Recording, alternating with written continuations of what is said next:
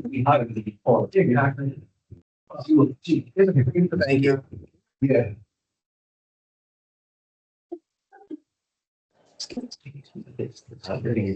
No worries. We can do that. Big table. Thank you. Not a Reef above the door then. Yeah. All right, I have 5 o'clock now, if everybody's good. I'm good to me. All right, this is the Eagle Point Community Development District Board meeting. It is Thursday, February 5th, 5 p.m. We can start off, we'll call the meeting to order, and we can do a roll call going around the table, starting to my right of our supervisors. William Hathaway. Ron Berkowitz. Martin Fidelli. Rabah, Agabi.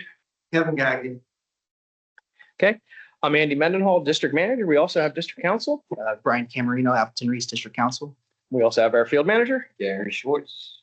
And I will note for the record that we have 4 residents in the audience, 1 resident on the Teams call. So we can move into, actually, if you don't mind. So there's one item on the agenda that you all might not be familiar with. We'll go over it when we get to it. But just wanted to let you know, we had a resident that the item that I'm talking about is the tree modification. And we had a resident that had concerns. They were having a pool put in. The pool company was concerned about a tree that was near their property. Generally speaking, whenever we get a concern like that, 2 things. Number 1, we determine if there's something wrong with the health of the tree. Because if there's nothing wrong with the health of a tree in a conservation area, we leave it be. Residents are allowed to trim up at their property line, but we don't touch it. So we did, U.S. Lawns being on site, we had them take a look basically to determine if there was a health issue with it, if it was a tree that was dying and would pose a threat to the homeowner.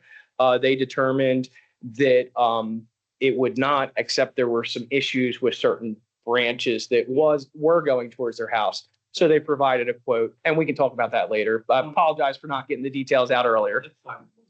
We're just. Yeah, completely understand.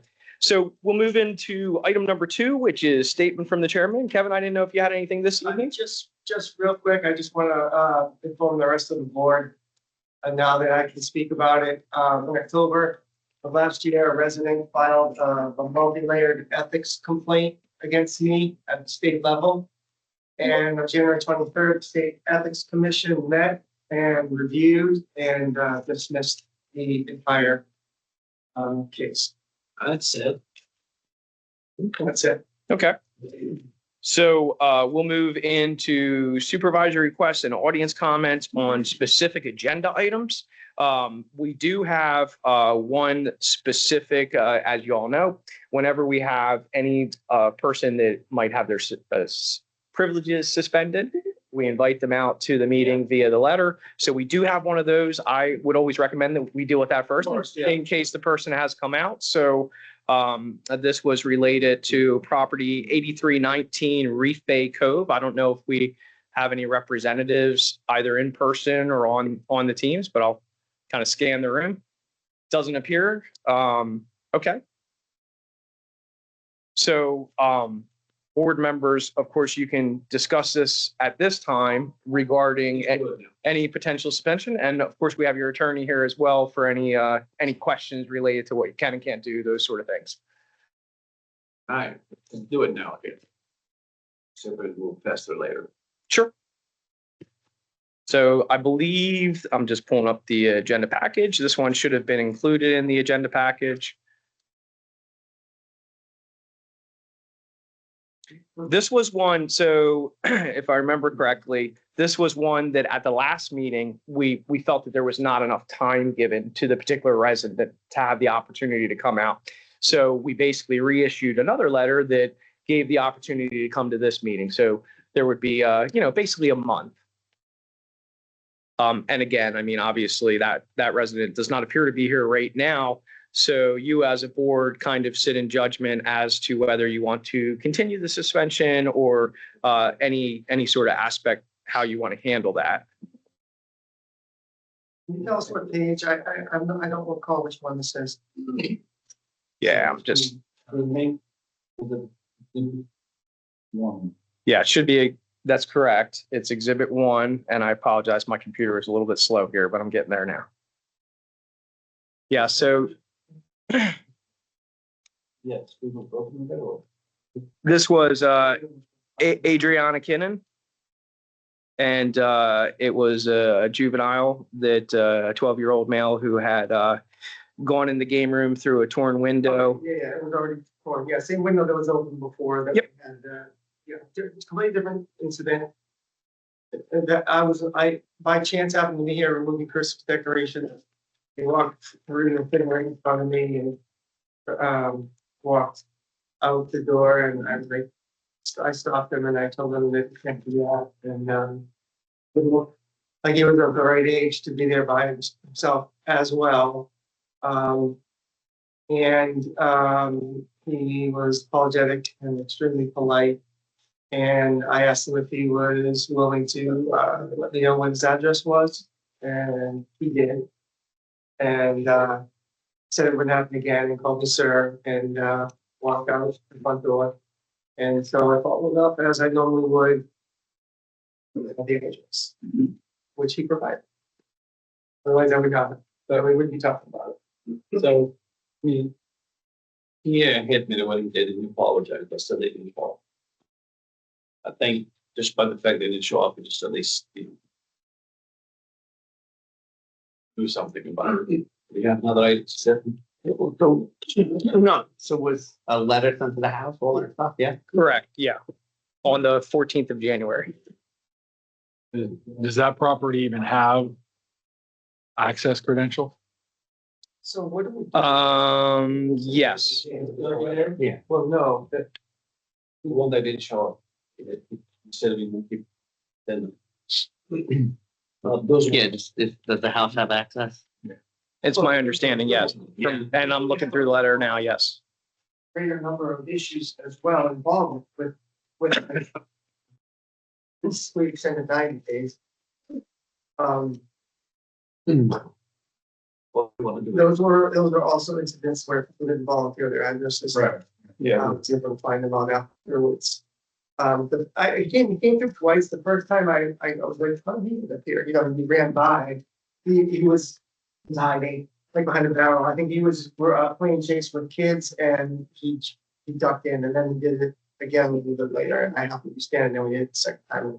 How long did it, how long was it since, took the privilege point of? So that would be on the, it should be just before the 14th, basically. I can find out specifically. Right?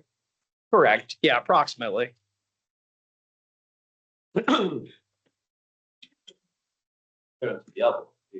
Apologize, even though they didn't show up. He gave you the right address, right? So I think. I mean, largely no. Point is, like, I mean, right there, And- what house it was and everything. Perfect. Yeah, no, nothing associated with Let it go. All right, And there hasn't been any other issue that we know of with that person? No. No. I mean, it would have never been noticed, honestly, had I not been standing there, because he wasn't hanging out either. He went, I mean, so I then I watched the cameras to see what actually happened that first time, because like I said, I was like, where did this kid come from? I had no idea. And then the second time I saw him went through the window. So when I watched it, he literally came in, stopped at the barrel, like hid behind it and looked out there, and there were kids out there, and then he ran to the store and went out. So he was just going through, playing, and saw the open window and. Sure. what do you want to do there? I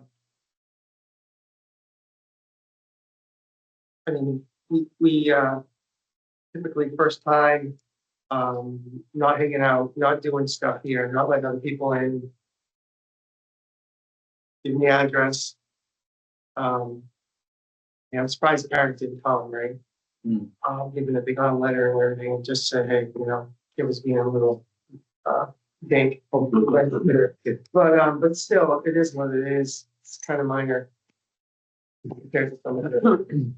So I mean, I would do time served, or 30 days, but I certainly would have said 90 days. Not giving this. So that sounds like the start to a motion, possibly? Yeah, I mean, they're asking what I thought. You. Fair. Okay. Do we have a second to that motion then? Okay, seconded. Any additional discussion? So I can be clear, did I say, Time served 30 days? which was 30 days? Yep. Okay, all in favor? Okay, motion carries. So we'll segue back into the audience comments related to any agenda items. We have a second time period for more general comments. So any comments on agenda items specifically at this time? All right, and I will as well ask on the team's call. I was just gonna say. Oh, I'm sorry. One that's got 3 issues. Oh, okay. So when we first bought the house. Can you just state your name for the record, sir? Carl. Thank you, Carl. You can answer. Appreciate that. So the pool guy came out. It wasn't so much the tree directly behind us. It's really high.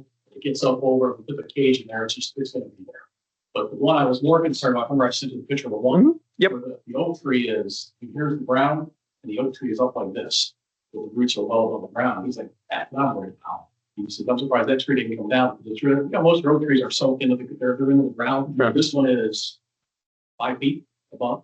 It just hasn't leaned. That's why be worried once your pool is done, once your cage is done. But he says, even that tree's got a lot coming up on it to close. So he's like, just look at it. That's the pictures I sent to you. And it's, I mean, like I said, I'm more concerned about that one just coming down with a big storm because it is not rooted in the ground like a tree should be. But if it's just trim them up where it's maybe not heavy.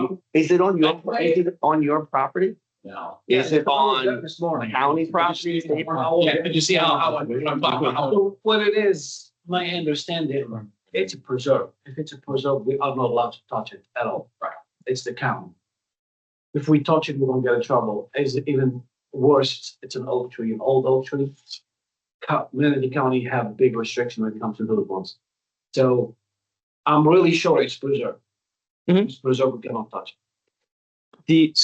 And I'll defer to the attorney as well, at least in my experience, again, going back to what I was mentioning earlier, what you can, or what I've seen, been able to do is you can cut something that is a hazard. it. Exactly. Yeah, but taking it down, you're absolutely correct. If it's determined to be healthy, then you I can't. mean, that was the bottom line. They're out into the tree, and I'm fine with that. There's be a back there, but the way they're up so high, you're just coming over the process. So what it is, as he mentioned earlier, if anything comes to your property, you can deal with. If that's something you can try, but for us as a CDD to touch it, we don't get in trouble. We just can't. Well, I can hire somebody to come out there and try to. Yeah, whatever you have. Trim whatever- Over your property. Whatever's coming If it's across on the- your property If line. it's in the preserve conservation property, Yeah. you can't touch it. You basically Yeah. have to look at your property line as an imaginary line up into the sky. Just chop the hell off. Anything that, If it's over your Yeah. property. yeah, You can do that. If not, you can't touch it. yeah. Yeah, you might have to make all the time. Everything I saw was through here. So nothing ever sent to the county. It's always through. Yeah. Yes, it is. So what we control as a CDD, it's what we control. Really, it's us. But like wetlands, preserve areas, it's all county. And if you see probably next to your house, you're going to see like a pole and have a stamp on it. This county. Yeah. Oh, that one? Well, I don't know. Yeah, there was a Yeah, lot. it's like a little.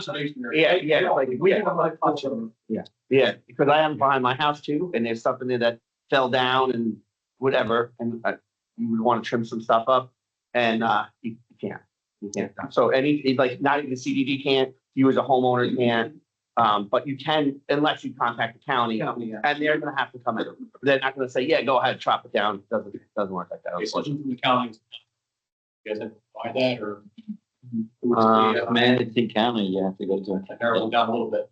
It'd be public works, basically. Yeah. Yeah, and they probably have an environmental division. Pretty sure about it. I mean, we would love to help. We can, but There's one thing too I was looking at was, I want them just if it was approved and we could do it.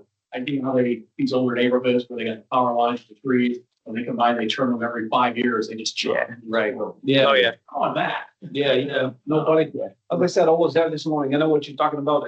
The reason I showed up there this morning, just to confirm, is that like, I was thinking, like something fell to your property. We can go, it's over there. Yeah. It's far from your property. It sucks that I know what you're talking about, but we cannot touch it. Okay, fair enough. Yeah. I was out, Thank you. honestly, I can do. So, okay, so if I get a hold of the county, are they gonna want to coordinate through you guys again, or is it strictly? We- county? no, we have nothing to do with it. Strictly county issues. Yep. Yep. I mean, if they did, they would reach out to. Yeah, if they did, I'll follow up with the board. Yeah.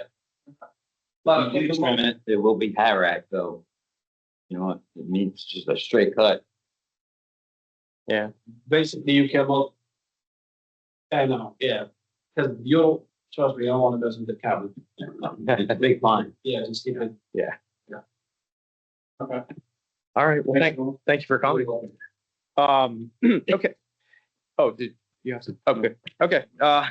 So staff reports, engineer, update on the engineer situation. Unfortunately, I've reached out a couple times, haven't heard anything back. Kind of have listed off the projects that we're waiting on information for. Obviously a board decision.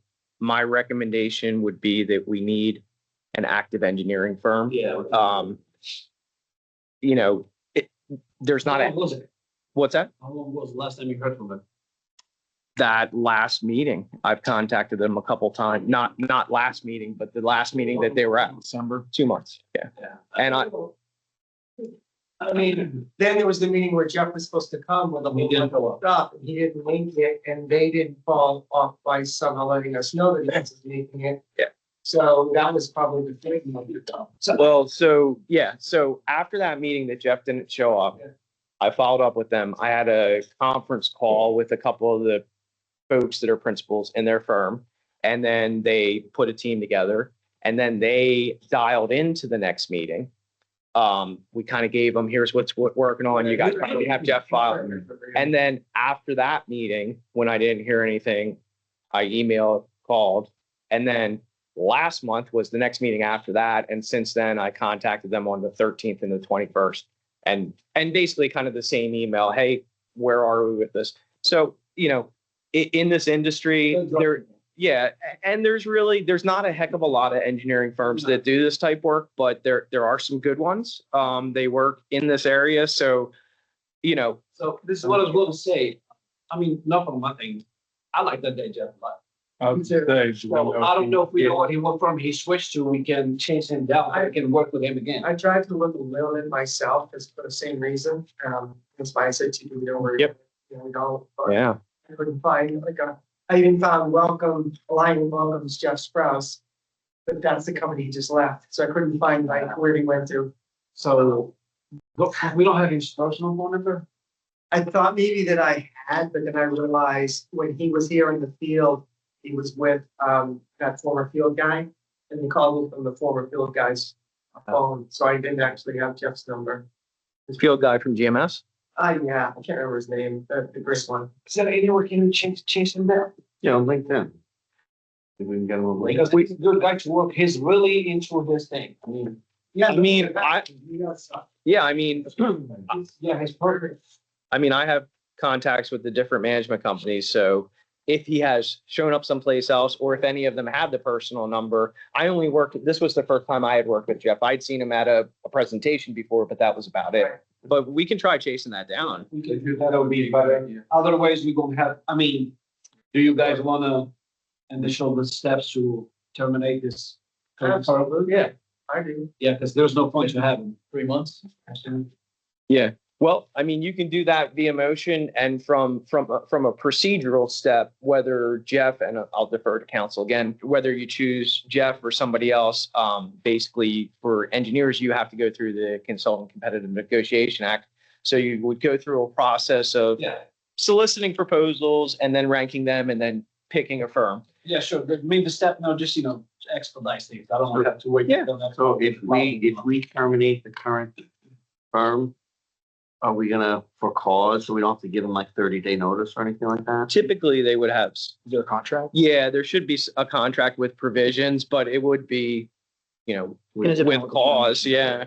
Yeah. You would think that Hasn't been here for how long? I'm not sure at this point, they don't need it, sir. It's done. 60 days. Yeah, it's really done. All Yeah. right, so motion to terminate the current engineering firm. Okay. I'll second. Okay, so we have a motion and a second. Any additional discussion?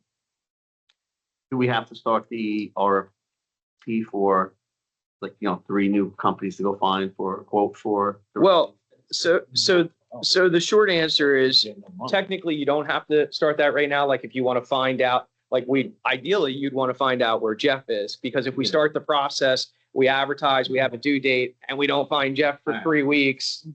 Yeah. I mean, you could go, even if you had some emergency engineering thing come up, we could basically contract for, special engineering services. Yeah. So I would recommend you would probably want to wait, especially if you want to track down Jeff Yeah. as an option. Makes sense. Okay. So we had that motion, and I'll have the attorney will probably send out a termination letter so they make sure they get the provisions correctly, or correct rather. And we'll take care of that. And Since we're talking about this topic here, so, it happened that I met with the county representative for the drains. The work orders made again. The guy showed up, so I was. Oh, yeah, I know. He met actually, I think he was talking, I think he met long before me. Yeah. So I was talking to him at the time when we were talking, me and him. He didn't have nothing, he couldn't pull nothing out. So he was assuming, he said he was assuming that it's either county property or city property. And then I heard from Lewis yesterday, it's starting to be, it's our property. Yes, we are, we have to do the job. Okay. The drains are clogged. Even him, he couldn't literally see nothing. He don't know what's going on. But those 2 drains is definitely they're clogged, so we don't have to hire somebody to unclog the Yeah, drain. we're in the process. That's what it was on. Yeah. Did you have any conversation, Bob? I did. So I spoke to him probably an hour before Rabah did, because he was right, walking across my yard. So I walked him through my yard to the back and showed him where the pond in the back is high and how the pond is supposed to connect. And he says it doesn't look like anything ever leveling out. And he made a comment that we have the most full pond probably that he has a region and district of. He's like, everyone else's ponds are down. He's like, next up, he goes, you guys are completely full. He goes, you're probably not draining anywhere. So I said, okay. And we were just talking, and he made a comment that he's not sure whose property is city, state, county, all that type of stuff. And but then he also made a comment that we have blue and green street signs, and usually they tell who's city, who's county, who's whatever. He's like, you guys have both. I'm like, yeah, I don't. So he was like, do you know if this is county? I go, I don't know anything. All I know. So I said, he said he would follow up. He said if it's county, he has no problem. He was the guy who would do the work.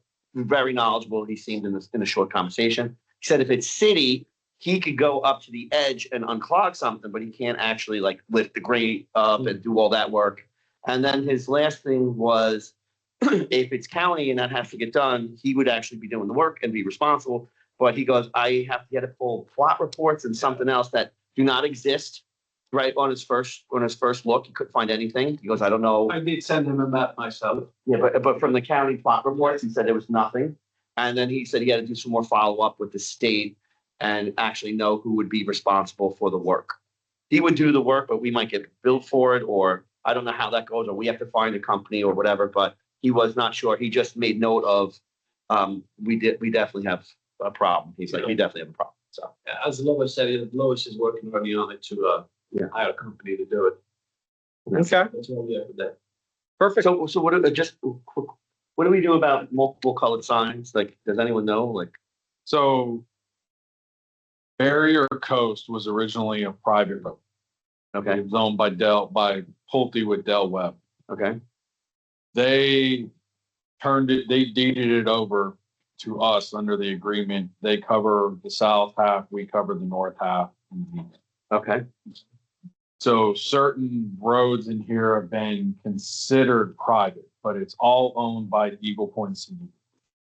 And okay, inherently, because we are a government entity, they are deemed public roads that we cannot put up gates or anything like that, restrict traffic. And we are responsible for the maintenance of the roads, but they are like open government roads. So, someone asked me to look into, since you mentioned it, about gates and if we could put gates up and such and why we would be restricted or if we can do it. And then it was, did we actually deed our stuff over? Because if we actually didn't deed it over and they accept it, the roads to to whatever, the county, the state or whatever. If we didn't do that, like there's We own. we own them? If you go and look at every road, it says Eagle Point CDD. Okay. If you click on the actual roads on the gist map. So we own all the roads. So, but we have to keep them open for public use. Because because as a CDD, we're considered a county government open entity. So does that logic statement say then we cannot have gates? So, yeah, in most places, like for example, Forest Creek off of 301, just down the road from here, they are a CDD community that owns the roads. They have a gate, but they have a button that you can push that tells you the code and it opens it up. Yeah, exactly. So it's on face value, but basically the gate opens. Yes. Oh, and for us, just that, because I looked into it and I made some, we don't have proper turnarounds and curves and all that stuff. It would be a massive. That's the challenging. So that, Even if we wanted to. early on, there was discussions about the street parking. Yeah. And so the law firm we had at that time reached out to the county, and basically what we were told was if you wanted enforcement on the streets, the board would have to vote to privatize the roads, then we would have to turn that to the county. The county would say, okay, and then we would have to hire off-duty sheriff's deputies to enforce it. Yep. Add overtime rate. So it still wouldn't enable the sheriff's department to monitor our business as a county. So in summary, it would be extremely costly. we take care of the roads. They have to stay open to the public. That's the reason why we created the reserves Yeah. and stuff like that to start accounting for the road damage. Okay. That moves us to our field report. Of course, Gary's here. I know you. Say again? Yays and nays. Oh, I thought I did. Okay. All in favor? Okay, motion carries. Apologies. I had it written down that we did, so I got that wrong then. All right, so now we'll move to the field manager and I'll give the floor to Gary. Obviously, you've seen there's been a few things done here and I didn't know if you had any other updates and The only update I can give is the cold weather is, I'm not sure, but if you had a hard freeze here, and I think you did, then, the grass fertility is not good right now, period. Yeah. No matter of what it was, the cold weather just knocked the fertility out of the turf. Multiple plants that were planted are not real cold hardy plants. So in the next month, you will probably see a decline, even though they said they did some special treatments. I'm expecting a decline. A lot of the plant material, the red sister, which is the quarterline plant, the Agabi plant should do okay. The Inferno copperleaf plants, which are the red plants, horrible with cold. So they will, they were there before, so they're probably going to drop their leaves. Talking about opening the second entrance? Yeah, you're gonna need the root is up, will stay alive. So you'll need to cut them out 16, 18 inches, They're gonna come back. and then they will flush back, but it'll take a couple months. So you have to expect that there will be issues and the curb appeal won't be its best. And we just have to take it as it comes. Yeah, sure. I mean, it's not purposely done. It's God's power. There's nothing we can do about it. But project that completely finished now. The second entrance, it was last touch yesterday. They did added two Rabahs by the rocks, and so the entrance looks actually amazing. So no, the palm tree, as I wasn't here when I saw it last time, and that it was a little bit too close, and it wasn't exactly what I asked. So they pushed it back and they added more rocks to it. So. Yeah, I saw a couple leaning trees. I sent it to US Lawns today, so they can give an estimate right at the front entrance here. There's leaning trees have been like that since the hurricane. Yeah, We well, spent $20,000. those are just at focal points, so they should be addressed sooner than later. There's actually another palm tree here by the mailbox. So we're gonna have to cut down instead as well. Right down the road. I can pretty much hold off on most stuff until spring. Yeah, it should be, fine. Sounds good, definitely getting better. Do you have any, 'cause I mean, yeah, that's down like back for like, every time somebody shows up, oh, I didn't know, whether it's about that, or anything about landscape, specifically you, Eddie, because you're the one who last time I didn't know about it, everybody knows about it. Anything you want to say about the landscaping? No? All right. Anything for Gary? Just, the lights are back working on the front. Yeah, I turned them on. It was a breaker. So I was working with Lois. He was gonna get an electrician to, I flagged already the dead ones, the broken lights. And there's a couple of them. It's there, but the developer never put it there, so we're gonna add those ones as well. Since we're working with that electrician, they asked him to give us an estimate as well for the specific sign in the first entrance. We have spotlight and change colors. Doesn't hurt to have an estimate for it. And since I asked to get someone came off mute. I asked them to for the second entrance as well, to get an estimate to have spotlights for those big palm trees. I don't know if I just want to make sure, since we are the one who's paying for the lights here, for the street lights, that's the only source of power for us. Assuming it will be fine to take power from there to the palm trees for the spotlight for the second entrance. Yeah, I mean, that's the electrician. Yeah, I know, but I'm just assuming that since we are paying for the power, that's the only source of power up there. Who takes care of that? We are. So, yeah, Andy, do you have an update on that actually? Because it looks clean. So Yeah. I didn't get an update though. So the pump equipment and salt cell on the front waterfall. Yeah, I called them and they came out and did a service and they cleaned everything up and Is it H2, the people that do our? Yeah, it's the Yeah. same people. So H2O. got everything up and running.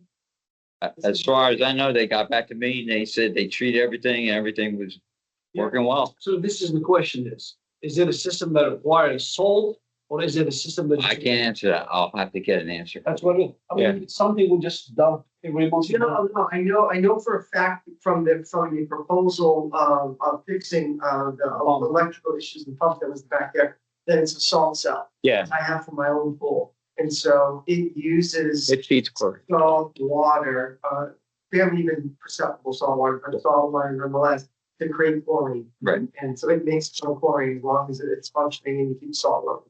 I know we got proposals once when we switched to these guys.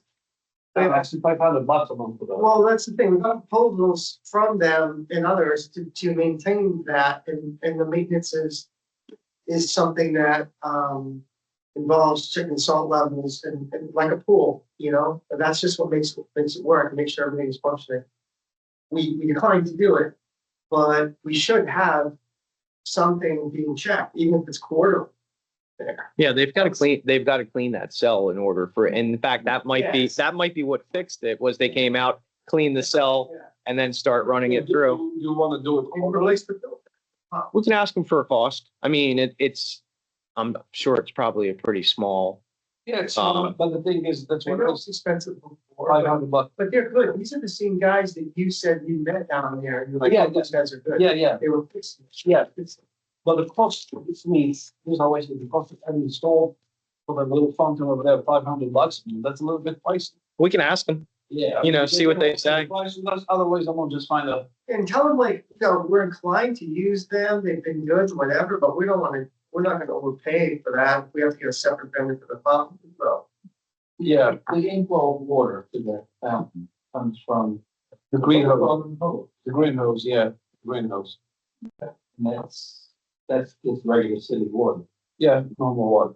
But it only evaporates, and that's when they have to add more. Right. It's not like an auto thing, but otherwise, it's not constantly running or anything.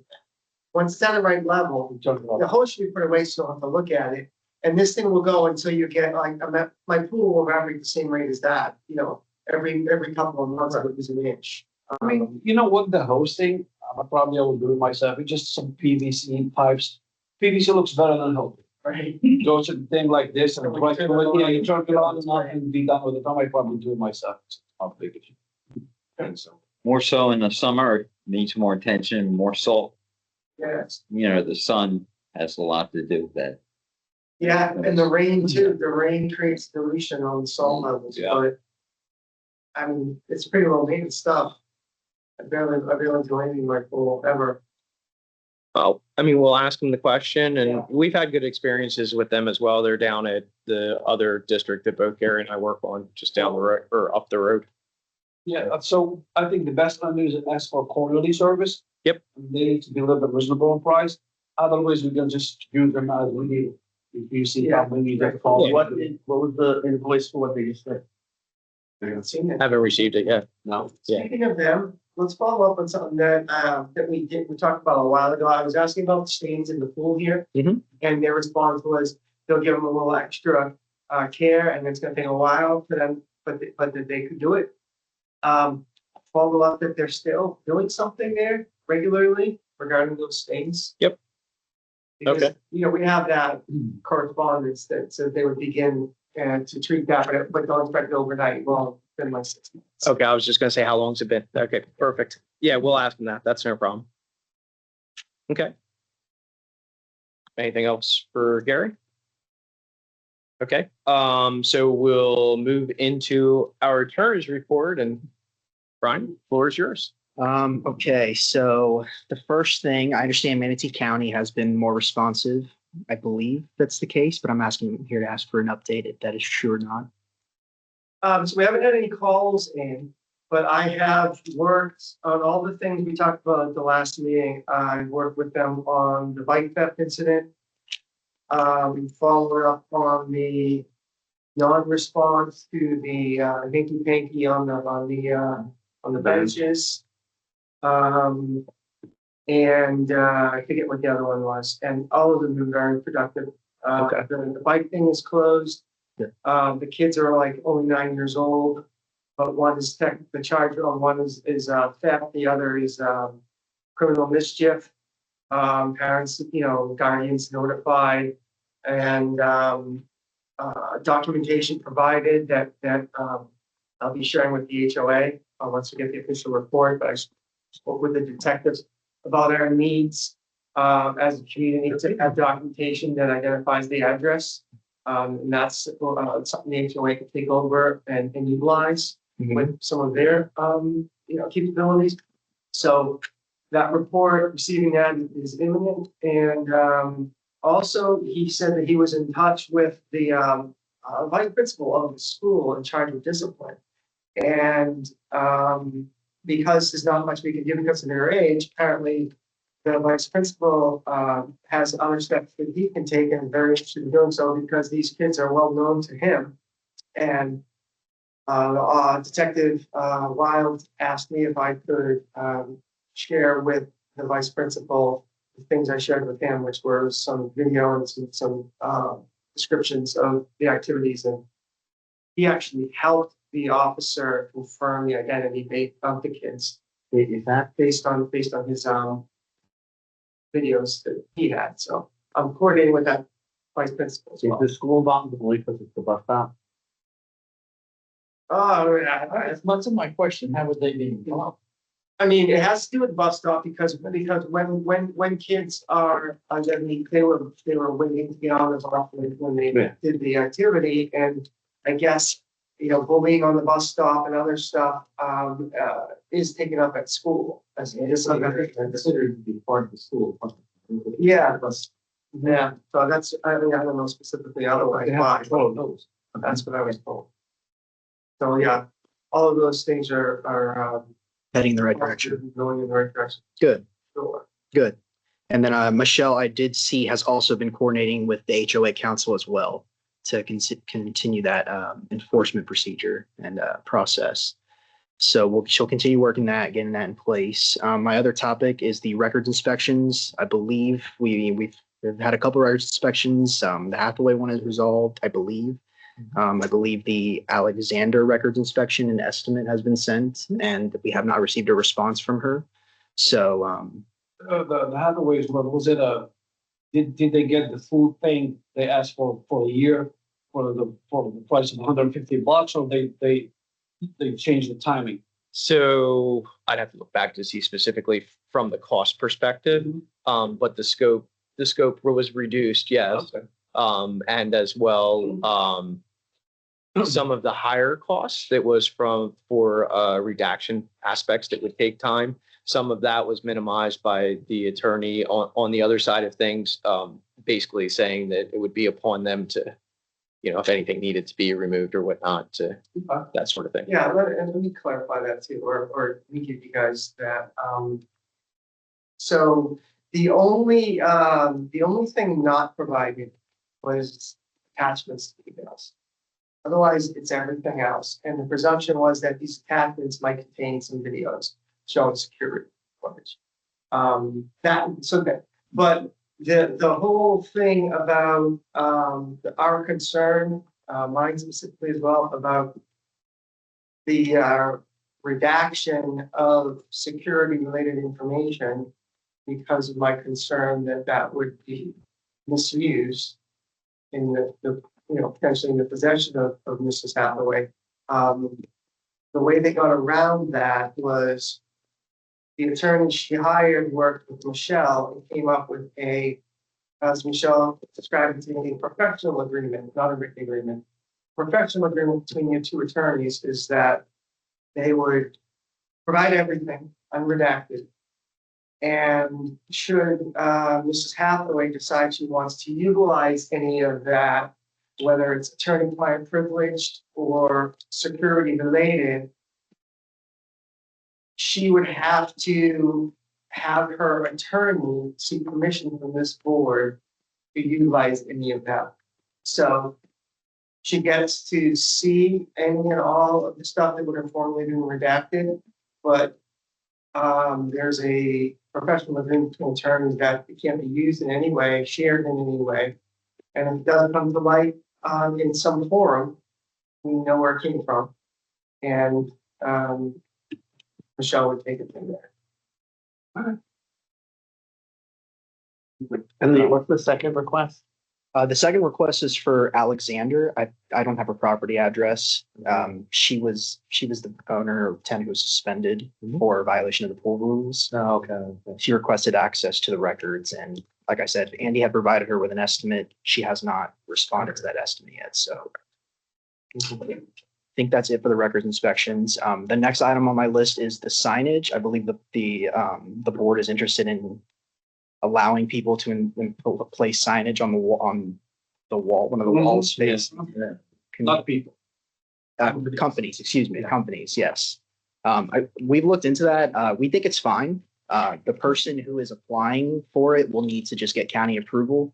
Does the wall face I-75? Yeah. So we might need FDOT approval as well. Other than that, we probably People own the property? That's something that we're looking into. We believe so just because of I-75 is involved. But we'll confirm that for you guys. But regardless, Good money on the site. Wall over there? Good. The question is Del Webb? Well, that's why I have a couple questions because I asked them. If you go up and down I-75, there's signage that even if it's for their own company doing. And we had two signs. We had our own and we had a Del Webb. And then the Del Webb one was taken down, and now there's a new Del Webb one up. And then they came to us and said, they get a nice agreement. We all agreed, good money, great. So we said, well, we at least have one spot that we could do and so forth. And we could probably do more. So I wanted to see what we could do for that. And, I don't want it to look tacky or anything like that either. And I figured, we have some new developments coming in. There are probably builders that would love to have that space off I-75. Yeah. But it raises the question, we don't have an agreement.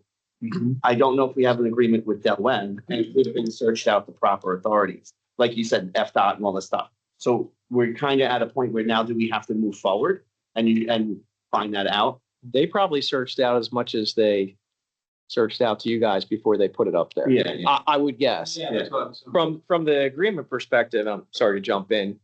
So we have Ulti that we have up north, as I had mentioned before. We had done a similar agreement with another district with the exact same person that's communicating with us now. So I'm getting a copy of it. I don't manage that district anymore because it's my last company. But I talked to the chairperson of that board. He's sending me that agreement, which I'll pass along to our legal team so they can look at it, and probably something, number one, pretty easily tailored to what they want to do. And then you can probably leverage that towards anybody else or whatnot. I would say. Just so be clear, like, they didn't have to go different by $100. Well, If we're gonna move forward with anybody else, we're gonna ask for more. well, then the other thing is, as we say solicit other companies, are there certain procedures, rules? Like if we go to, I'm making this up, if we went to, what's that lagoon place that's coming in over there, and we got them to do it, does that mean that anybody can come to us if you're an individual who is a real estate broker in the I'm saying here, and come to us and say, well, I want to put a sign? Like, can we limit how many? Can we be selective in how we do it? You know, can we solicit? If we solicit, does that mean that we have to listen to other people we did that are unsolicited? So is there any kind of parameters we should? So you choosing which signs are going on there is making me think of freedom of speech laws. Okay. So that's something that I would want to look into, but we think that you should definitely have some rules in place. At the end of the day, you're going to be, the agreement would require the CDD to approve it. So you would have some power over the signage. You can have it removed, maintenance as well. But you could definitely have, guidelines in place on what signage you'd approve on the wall. Especially when it comes to maintenance stuff, because when you take the signs down, paint is faded, Yeah. you know, who's gonna pay that?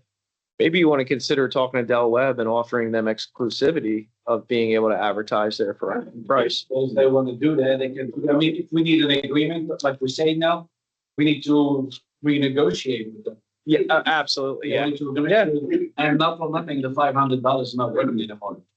Well, let's see. Yeah, I agree. Let's see how it goes as far as what we're allowed to do. Yeah. I didn't know that. And then, there's a difference. I spoke to a friend who had a very similar situation. There's a difference with it actually, if you could look into it, being actually on our wall, or if they build like one of those post things and they put it on their property. So there's a difference from using our grass there where they did like an A-frame, double A-frame, and they put it on. It's different than actually affixing to the wall. So would we be restricted in either? I'm not looking to do that A-frame thing, but are we restricted in any way with anybody? If you could see like, or permits or any of that stuff that we'd have to search The out. type of method they do, basically. Yeah. Yeah. Okay. Okay. It seems like we're going through the right direction. I like that. Yeah, with certain, within certain parameters. Yep. What else?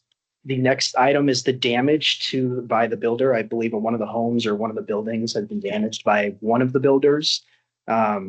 This was, Michelle had mentioned, this was discussed at the last meeting last month.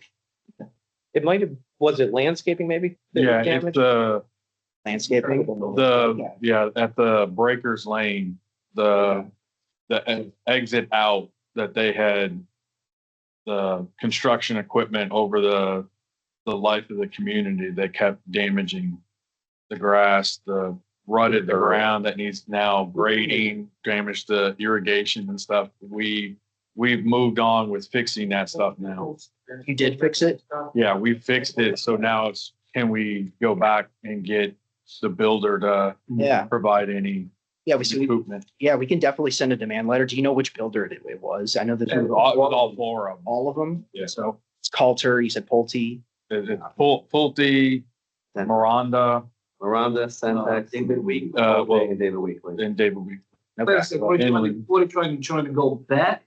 No, basically, so we never went to them to get money to repair that because we were told basically until they moved out of here, any future damage that was done, it would be a one-time thing. So now that the builders are basically done, getting them to give us money towards us All right, so taking part of that, which since we already put money in. yeah, which makes sense. So that's what we're going to, if we want to do it that way, since well, it's the last second, they're going to pay for the entire project that costs us to do over there. The second interest complete. They were damaging it back and forth there. When you leave or when you come back, I will estimate between the mulch and the plants over there and everything, it's another like around like 10 and 15K easy. If they're going to pay for that, I would be happy with it. Okay. Do The irrigation had to be fixed. you have invoices for all that? The last All one. the stuff we recently did? Yeah. Okay. Yeah, we've got that. Yeah, you can send that all to us. And if you have any pictures too, we'll generate a demand letter and we'll issue it out. Okay. Yeah, I'm assuming they're all going to point fingers at each other, but got to get a demand letter out to get the ball The rolling. last vendor, it's, Well, I mean, all of Well, them, that's- contributed, all four Inland? contributed to it. not Inland, Yeah, Inland. inland's still there, That's but, like- but the other thing too is obviously us fixing and enhancing that basically is going to benefit all of them with selling their homes and their customers. So in bought this it here, situation, are we gonna go to the developer or the builder? It's gonna be the builders. And we've already signed off on the developer. And we never had agreements with the builder, so we haven't exempted the builder. Right. Yeah, worth a shot, I guess. So is it simple that we'll send it to the 4 builders in here? And then just say, this is the cost, you're expected to pay a fourth of the damages, or are they gonna get individually? Like, Yeah, so I guess, in theory, the burden would be, I'm thinking 10, 20 steps ahead, right? If we had to proceed in court, the burden would be on us to prove that one of them is responsible for the damage on their end. Once we've met that burden, they'll point fingers at each other. I'll think about that, how we'll address it. We could send it individually to so each. is there a number that's a sweet spot that they'd rather pay than get any kind of legal? Like, if it was like, I'm making this up, $30,000 each, you're like, we'll fight you for it. But if it's like 2,500, they're like, just write the check and move on. Yeah, if it's a small amount, they'll definitely a lot of times it's called a nuisance payment. Or 5K for each one of them. I mean, we can give it a try. Just look at the invoice and see what, Yeah, I'll take a come a look. recommendation. I would. What you think would be Okay. acceptable to go to each one. there ever any pictures, posts like where, or just us all remembering and seeing that and having those discussions, I'm wondering. I don't know if there is any picture for that. I'm sure the same that picture. Well, I mean, we've had past management reports or like L&P reports and That's where I get it. Yeah. within reports like that with pictures in it that we would be able to, reference if needed. Yeah, so if I was their counsel, if I received a demand letter, I would immediately ask for that supporting documentation. So if you can provide all that to me, that would be very helpful. Is that something that you could grab, like from the old L&P report? Should be, trying to think, is that the only? Can we put up- that can or we put it- EMS ever gave us pictures of? Take a look. What's her name used to do her own little things as well and pretty well documented. Oh, Kathy. Yeah. Okay. Kathy, was, Yeah, because One of the you early- can drive around and look. CDD board members, Kathy. Okay. Well, we'll take a look, see what we have. Yeah. I mean, Yeah. check a couple different ways. What else? That's it. That's it for me. I still have one thing, Okay. landscapers. Fertilizing thing for the homeowners. Oh, yeah, I had that under, Don't we need to need advice from our lawyers? What do you think to that? No, so be fine. no, I already got their input anyway, so that's. We have, I won't wait now. Just make my report shorter. So we had, or there has been an offer from the landscaper to offer service or special to the residents for fertilization. And I spoke with Michelle about it. She said, not an issue if it's open publicly to the residents. Certainly that's an opportunity that both the landscaper has and Homeowners has. yeah, and the homeowners as well. So if they have something specific in mind, that is something that certainly we could do a blast and have their information to help facilitate, and that way folks can get in touch. So I was talking to Stefano, which is the owner, and he was the one who brought up the idea. Sure. When I asked you like a couple months ago, and then I was talking to him yesterday. Yep. They're still willing to do it for a discount price. So the only reason I want to do it, give back just a little bit to the community, you're gonna get a discount at the end of the day. If you want to do it, if you don't want to do it, it's up to you. But we just need to make it clear that if we're gonna bless that, like this is just basically we're helping. We're giving business to the company and we're helping the homeowners, but we have nothing to do with it. Yeah, we would be very clear about that. So if he wants to, like, for lack of better words, if he has a flyer or a paragraph, get it to me, I'll get it out, and I'll make sure that the verbiage is very clear that this is, it's between any potential homeowner and them, and, just something we want to pass along. It sounds good. You got a flyer to the property. Cool. Sounds good. Andy, Yes, sir. found out that Jeff Sprout's first name is Wayne and he's listed in LinkedIn. Oh, perfect. Yeah, see. Okay, good deal. Right. Little investigation. Yeah, forensic there. Perfect. Okay, anything else for your attorney? Okay, move into the manager's report. We just discussed the landscaping services community offer. So item B is discussion of storage. You have Exhibit A over there that the chair had an opportunity to kind of pull some of that out. And I don't want to steal your thunder, Kevin, but I think the idea is we want to find a better method of storing, I was possibly. thinking about it. The best way to do it. Heavy duty shed right behind the pool right here. Okay. Will be folded. And actually another space. Yeah. Altogether. Yep. A shed. And we'll talk walk yesterday, literally by next to the filter wall, there's a gap over there. Yeah, huge gap. It's literally mulch. Install it there. I don't know if we'd have to put like a cement platform. You can do that, I mean, if you want just to secure it to the wall. Yeah, okay. How big? Because we do have a storage issue there. How big?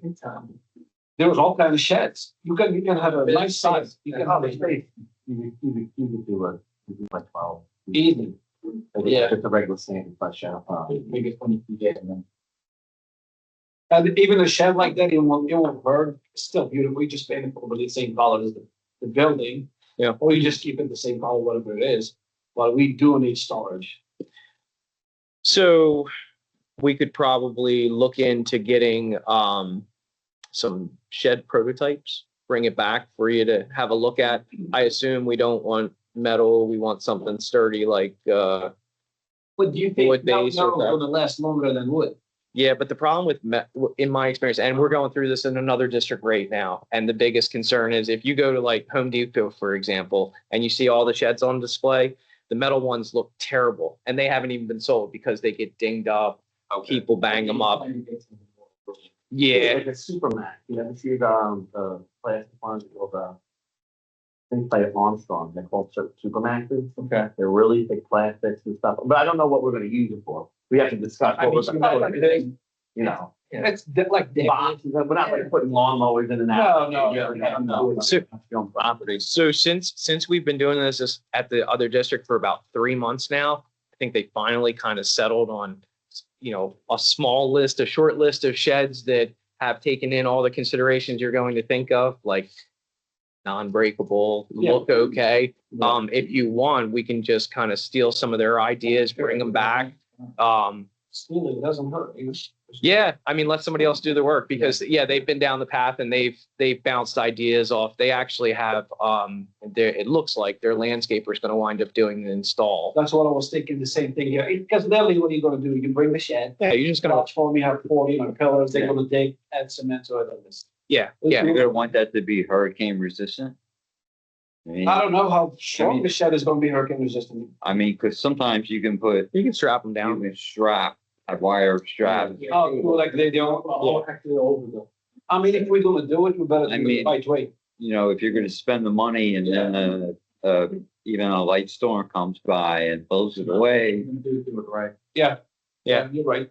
So, yeah. Okay. So we'll bring you back some ideas. I can probably email you off some ideas even not before the meeting because I've already got some because the meeting was yesterday. So, but yeah, we can get you information on that. Not much grander than I had in mind. I was thinking a heavy duty rolling shelf that we can put some bins on. Then we can roll in and out of here because everything that's in there that I put out, the Christmas tree box is now taken up with Christmas decorations that were bought, put around the community and now put back in. So what I would like to do, is first of all, discuss disposal. I think we should get rid of that desk and all the crap there that used to belong to the center person, unless we want to stick it against the wall somewhere, but I don't see that it fits. That's what's taking up the space right now, that footprint. You can get one of those, the kind of rack you see in like a kitchen or something, a rolling rack, but they have some that are made to hold those black and yellow bins. Yeah. So you get black and yellow storage bins lying in on the shelf. That way we can get all the decorations out of the Christmas tree box, Christmas tree back in the Christmas tree box. Get that on one of the shelves. How about the So Although the wreaths can still hang, right now they're just obviously outdoors. In the janitor's closet, high, if we put a couple of hooks, we'd be able to hang some wreaths in there, and that would be the temporary solution. let me ask this. So before I move, because I have an idea to go to it. Did you track down what I asked you? About the funds, Yeah. partially. They were there. Since you didn't know, probably you didn't know about them, we didn't even touch. Yeah. So Yeah, the long and short of it, you from last year to this year, the end of fiscal year 2025, you ended $93,000 ahead of budget. okay. So, but Without touching those ones. say again. Without touching those ones. Well, I mean, technically you could, but you also, a good portion of that gets shifted into your reserve. So, it kind of depends, at least from what I see from your budget. So this is what we have.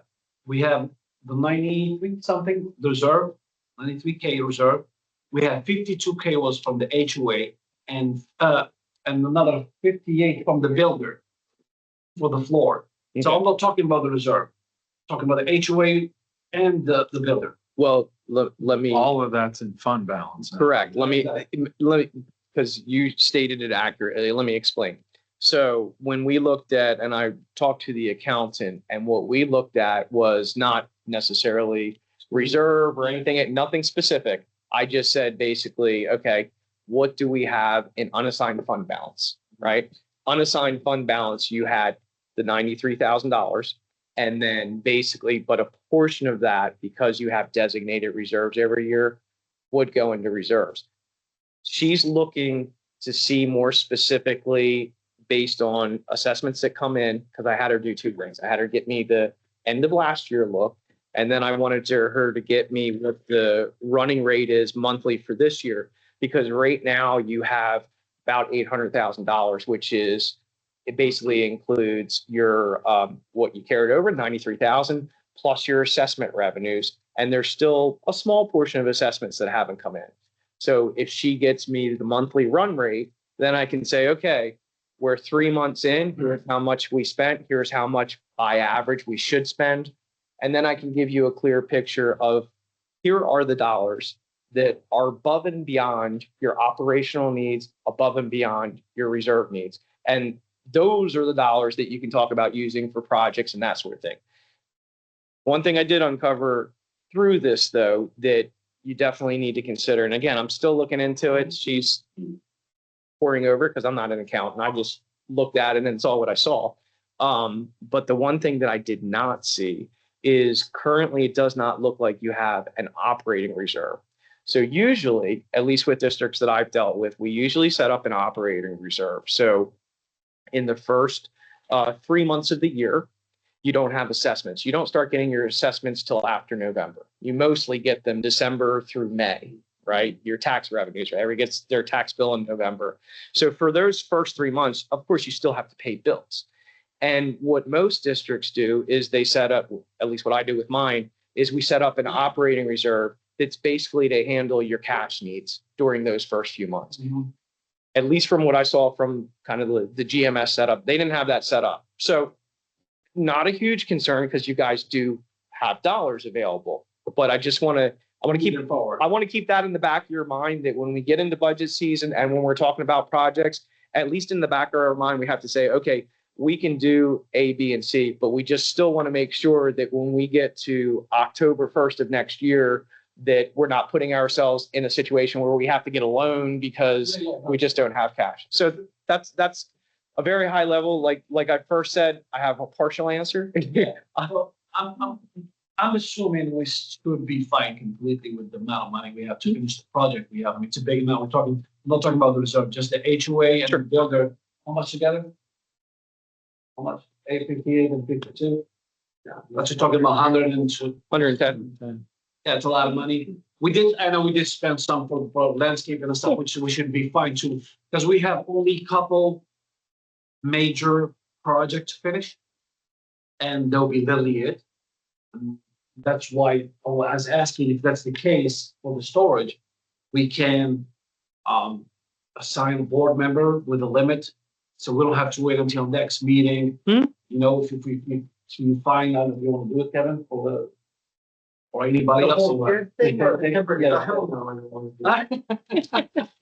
Should I? I'll put the bins in the thing and get the Christmas stuff out of the way. So, okay, well, We need that anyway, yeah. it's fine. So- wait a second. hold on. Outside of this, what else would we need? So, wait a second. Storage? Is this one's here, I can have it in my garage.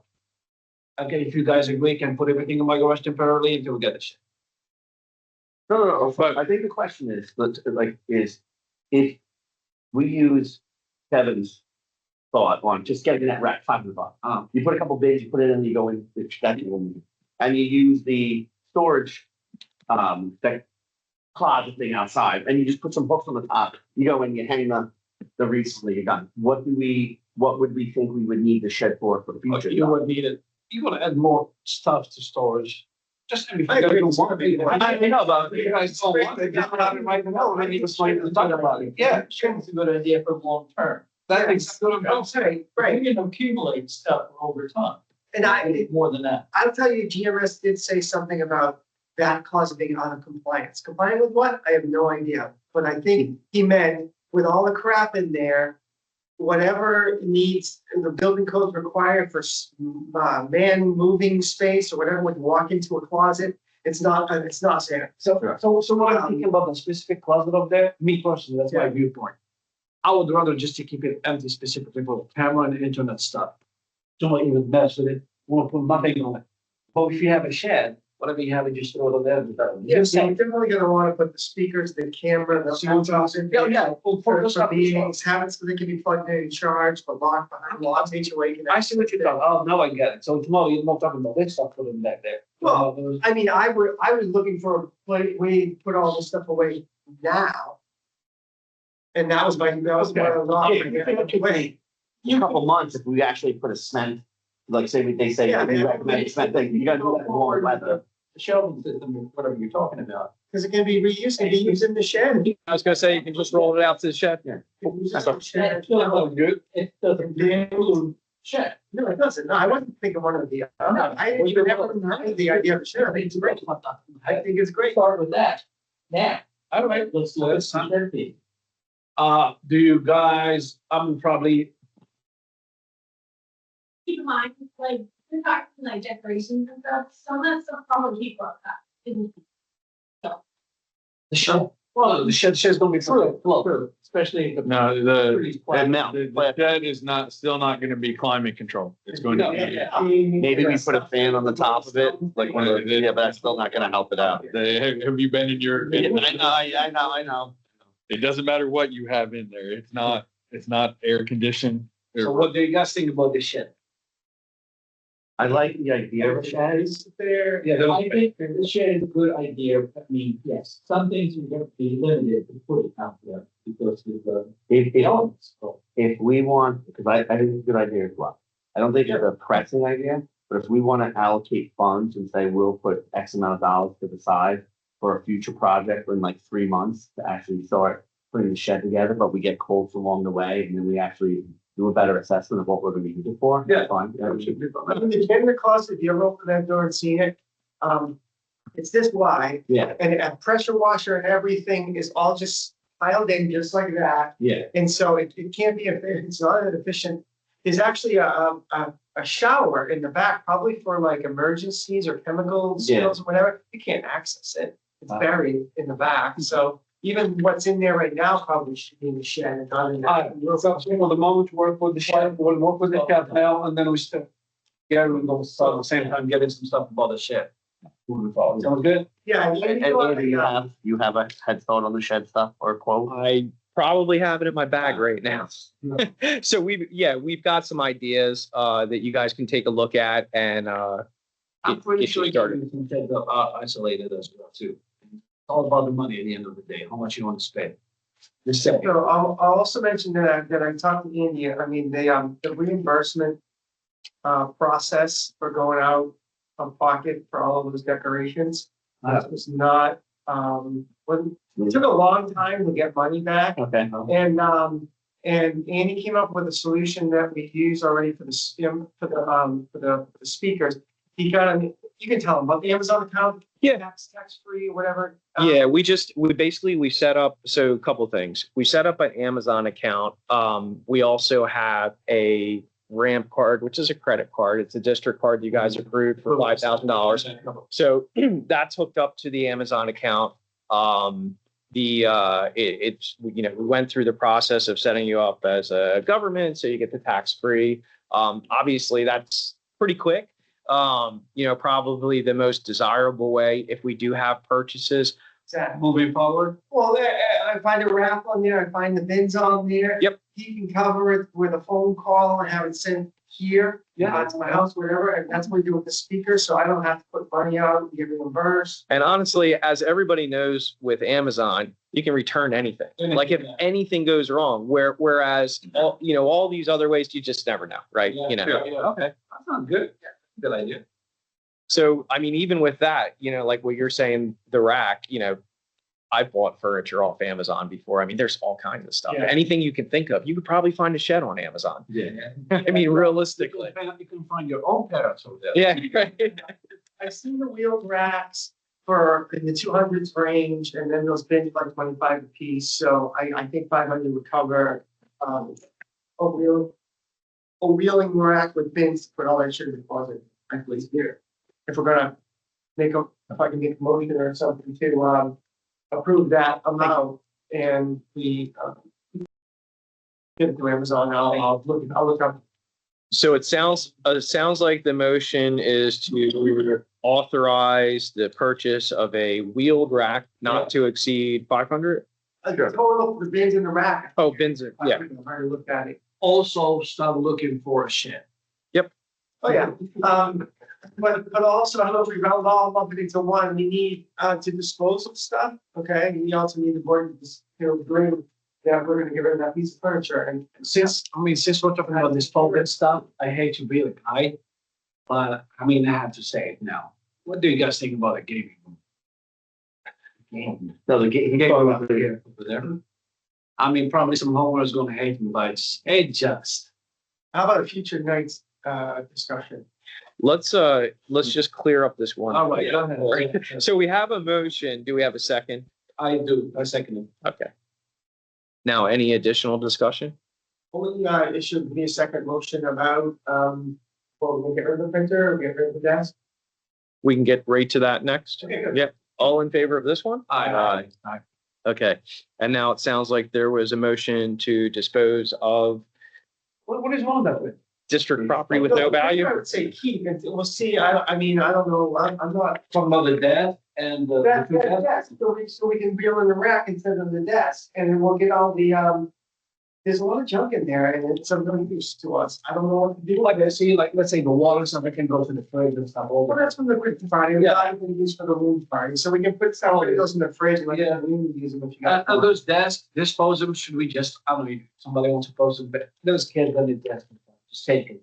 That's rather than throw them. But we did the protocol for it. Yeah. I'll defer to your attorney on that. If you can just dispose these, are you asking? Well, we don't want it here anymore, so it's, we put it on, community, anybody want this? Everybody wants a desk.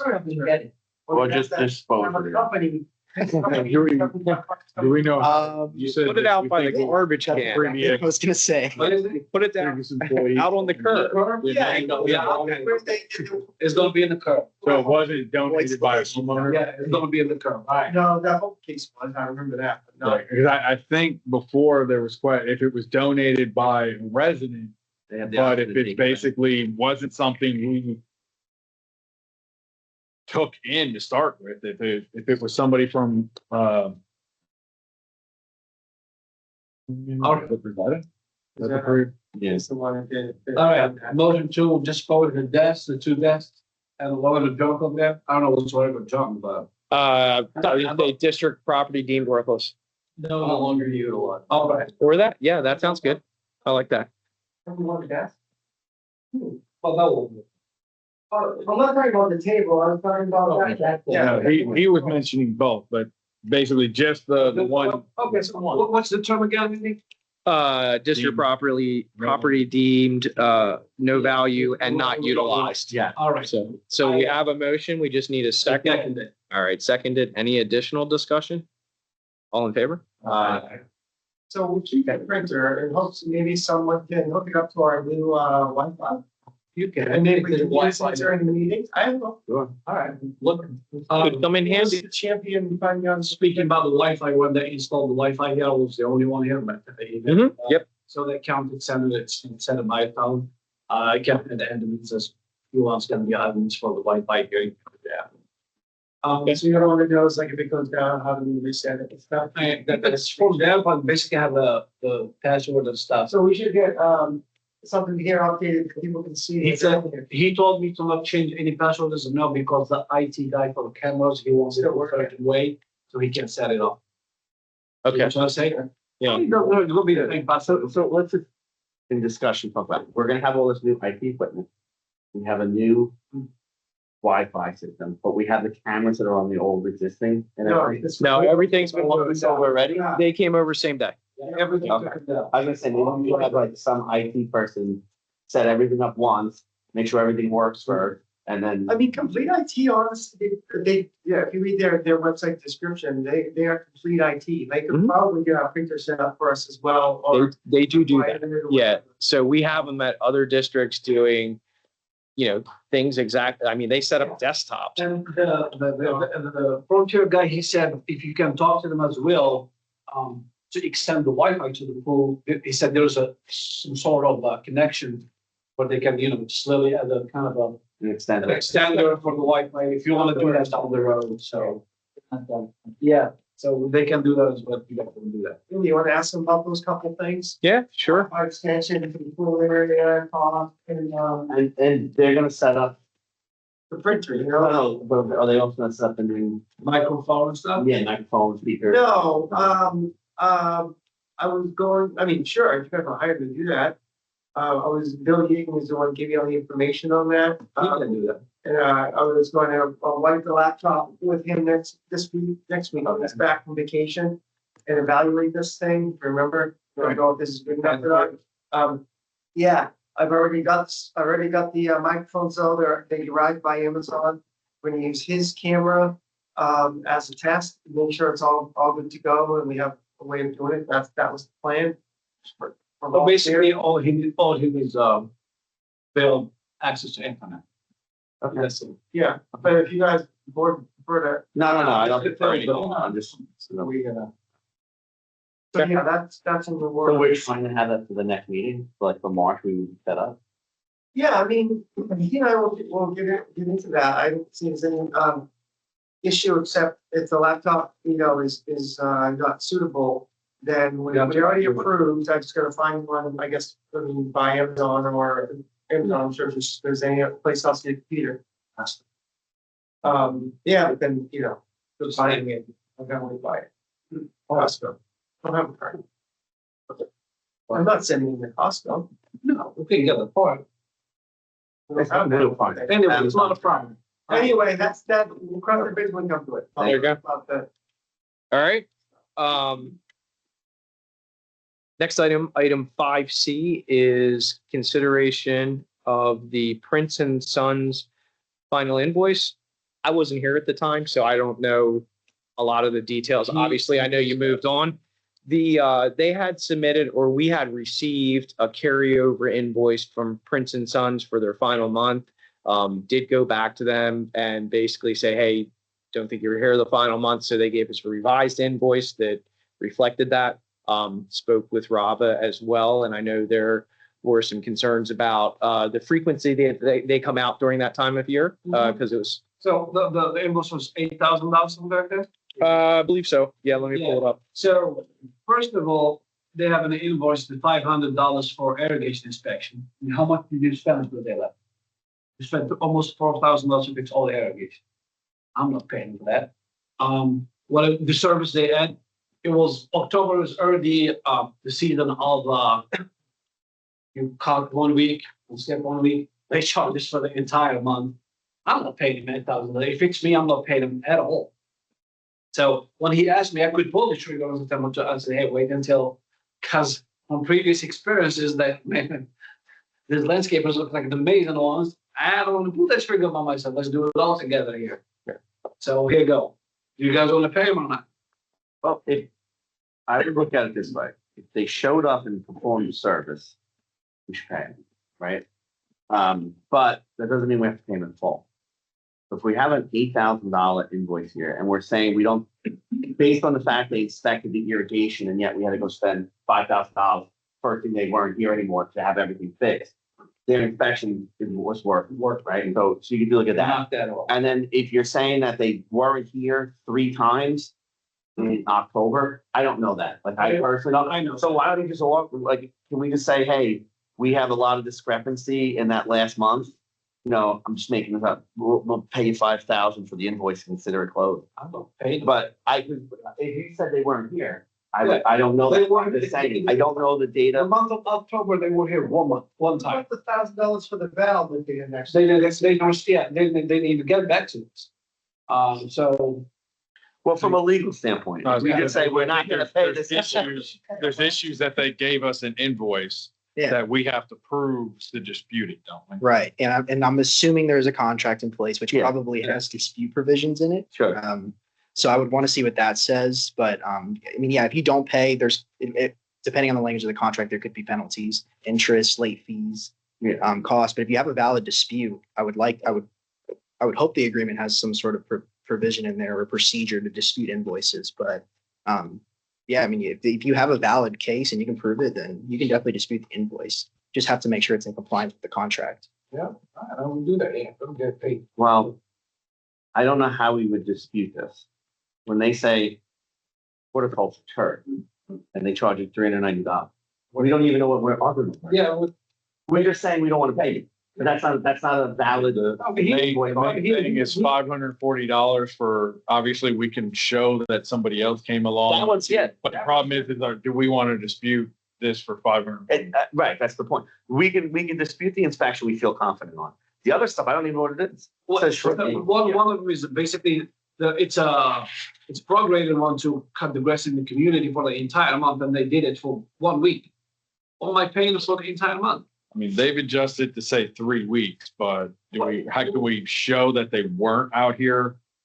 I guess if I could, the only thing you're going to probably run into there, every landscaper, right? They cut less during the winter months, Yeah, but they still have the same flat rate. So I don't know if that makes it different, but That is generally the case, or at least from what I. Really equally regarded. Yeah. Do you guys have? So are these monthly? Just a monthly invoice, like the base charge that they're? seems like it, yeah. Okay. But they're still trying to itemize certain services under it. Yeah, which it doesn't pay like nobody else, supposed to be the second. Turf, whatever it is, yeah. What it goes to turf, shrubs, what they do. And do nothing. Do you have like cameras or something that we can prove No, that but they the weren't here? landscapers that whatever they're talking about, the new ones, they did. Yeah. How come if it's a month between or 2 months and you have the new landscaper doing the same thing after you like? Doesn't that make no sense? You know what I'm trying to say? That's fair. Yeah. Yeah. If you want, I can take a look at it. I can take a look at all the supporting documentation, and you guys want to dispute it again. I don't know what we have as supporting documentation about the October lawn maintenance. It said 3 weeks of quantity of 1. It doesn't say that they came 3 times. It could just be their flat rate for the month of October for the entire year we're in Would contract. you be able to look to see what the previous month, to see if this is, whether they If they adjusted lined it up? or whether? Yeah. it's just- Yeah, I can look that up. Because if it's, they bill equally each month regardless of the amount, Yeah, that's what I'm saying. Yeah. then This bill you go right here, they shovel a lot of things. There's a difference. I agree with you, Robert, but there's a difference of, let's just take the first one. The next 3 don't even equal $1,000 less.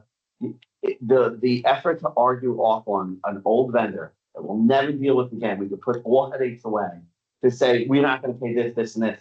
They're gonna start something legal on it. We're gonna use more hours with that than that's even worth, over something that they're gonna claim they have a right to, that we have a contract on, that it's almost like it's noise at this point. I see what you like. If you're not, unless you said, I'm not paying any of it, and then we hold our breath on that, they're gonna come back and show that they came and did a service, they were here, and then what are we gonna do? Negotiate it down? I mean, if you want, look through and see the thing, say, hey, we have this, it's dispute, we'll give you $4,000. It's something like that. If they say, no, we won't pay it in full, we're probably gonna wind up paying in full or legally spend more money trying to find it. So from just a contract and an invoice, and I deal with a lot of this, I see what it's noise. It's unfortunate. We would like the $8,000 and screw them. I agree with that, but I hate to pay a vendor that didn't do nothing and it was a bad house. Yeah. Bad. But when you say they didn't do nothing, I agree from the result of it. But did we pay for the result or did we pay for their effort? Like they came here and they inspected the irrigation, which we all know is crap, but they still performed an inspection. Whether the readings were right, whether they didn't follow up on it or anything, that's what we're arguing out. It's like, it's $500. In my opinion, that's What do you guys want to do? noise. I don't know how you would argue with. Again, disprove the 3-week piece. I don't know how we can do that. The other stuff, it's a noise is a good description. I'm not sure how you would do any of this or disputing. But still, the inspection part, I mean, that's almost comical. I agree, The yeah. entire time they didn't do wet check, they didn't do anything. I would pay the bill minus 500 and say, please. So let's look at it this way. To make me feel a little bit better. So, what did we pay US loan? Did we pay for the 1 week? Actually, for October, we didn't pay him at all. No, I think we did. I think we paid for, I feel like it was 1 week. I can take a look. Yeah, So basically, if you put on how much was the 1 week? I mean, their full month is 10,300. So, I'll get in here and take a look. So it puts you basically, if we paid him, it puts us to a normal amount that we pay normally. Yeah, Probably, yeah, roughly, if you have 1 weekend, yeah. Anything else? So what do you guys think? What do you want to do? When did we receive this invoice? Okay, well, I chop it down. Probably, Yeah, that's we just had it, number game. All right, sounds good. For last Okay, and then I reached out to them about it. All right. Sounds Yeah, good. so this is the same invoice we originally got. It would have originally, I believe, went over to GMS originally. So what is it, 45 days? Is it 30 or 45 days that under state statute, they can start accruing interest? Against us. It can be, traditional, the reasonable would be, I don't think there's any minimum time limit, yeah, but reasonable would probably be, 10 days after the due date, 15 days. But interest can start accruing immediately. Well, I know there's a way like that, basically they can file something with the state against the district for not timely paying its bills.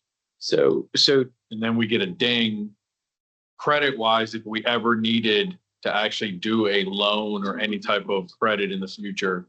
And I don't know if it's worth the potential detriment, depending on how angry they are of what they could go back at us with. Have they fallen? Because $2,900. So it's gonna be the same, basically. It will be roughly, So we're not losing nothing. Basically, the month will serve. All right, just pay it. Just pay it. I motion to pay and we'll be done. No, No? mine's 540. Minus 540. Minus the irrigation inspection. Yeah, here we go. Mine's there. And if they pull off back on us, just pay it. Just pay, yeah, okay. okay. I'll have a talk with them. We'll make that happen.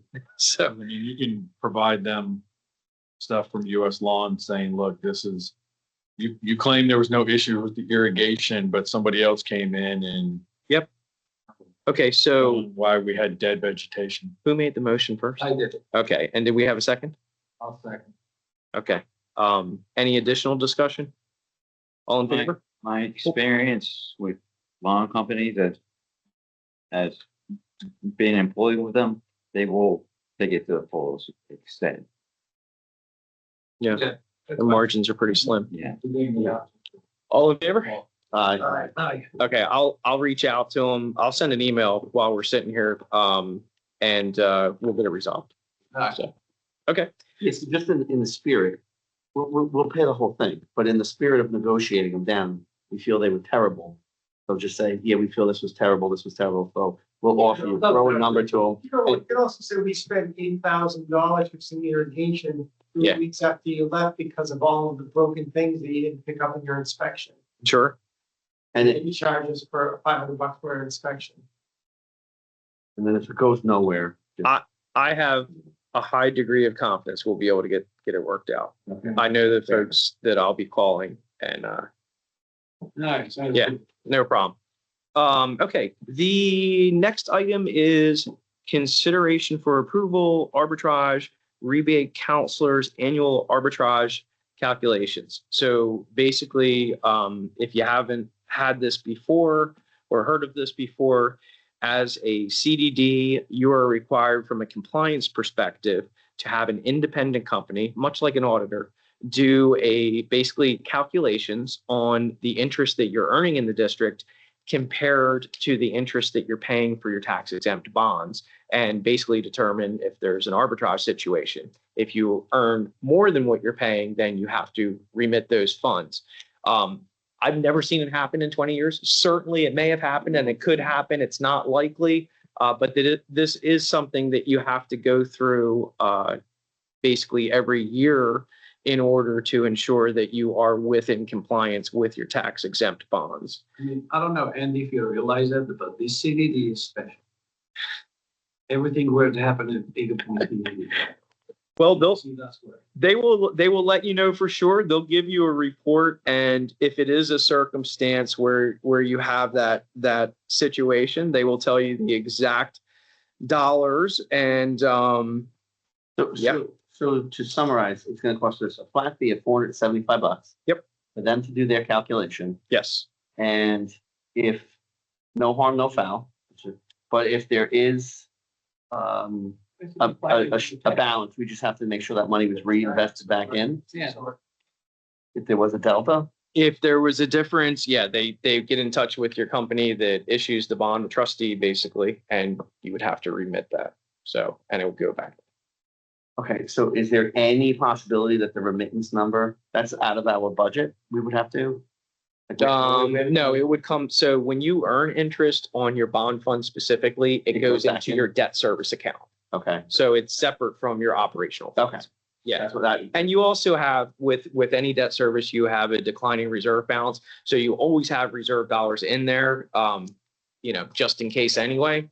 So you're slightly protected. Usually what winds up happening, number one, this situation again could be special, but I've never seen it happen. And typically with your reserve balance and your debt service account, when you get to the end of the life of the bond, you have money sitting there, and most districts pay off their bonds ever so slightly early because it's not a huge amount of reserve, but it's a little bit. It's basically you filing with your yearly taxes. yeah, let's just do a quick little audit on it. Only question I have is, should the dates in here be different? Just So- saying July 29, 2020 to July 29, 2021. Yeah, so I was just looking at that as well. So looking at this, and I'm gonna look, I've got another sheet to look at, not in your agenda package. There are some districts that arbitrage hadn't been done for in previous years. It's supposed to be done every year. Possibly, maybe it wasn't done here since 2021. I can check that right now. If it hasn't, then this dollar figure, the 475, you would multiply it by Each year. 20 to 21, Yeah. 21 to 22. So it'd be like 5 years, about 2000 and some. But I will find that out while we're sitting here. And unfortunately, if that is the circumstance, you really can't avoid doing this. You have to do it. Yeah, you have to do it. I can tell you at least comparatively, the price, the 475, typically I've seen it at 600. So it's not a bad price. That whole side of the CDD, it's not. But What's funny though, all these years. How many management company? 2? Nobody mentioned. Yeah, I've seen it happen before though. I mean, I've worked for 2 management companies. I also sit on a CDD board with a management company. I've seen it happen at all the companies. So it does happen. This many years, probably a little bit unusual if it is that many, but I'll find that out. We're good with it. The So- period between July 29, 2020 and July 21, and each successive annual period thereafter. So, moving forward, yeah, hopefully, we'll go see. Yeah, and once you once you do take care of this, we'll have it queued up for this time every year, and you'll have the option, you can extend the term with this particular company. We can look at other companies, but we'll make sure that it's handled. So we would just need a motion to approve that engagement. And we can go ahead and get that handled. motion there. Okay, so we have a motion and a second. Any additional discussion? All in favor? Okay. The next item was the gentleman who was here earlier regarding the tree.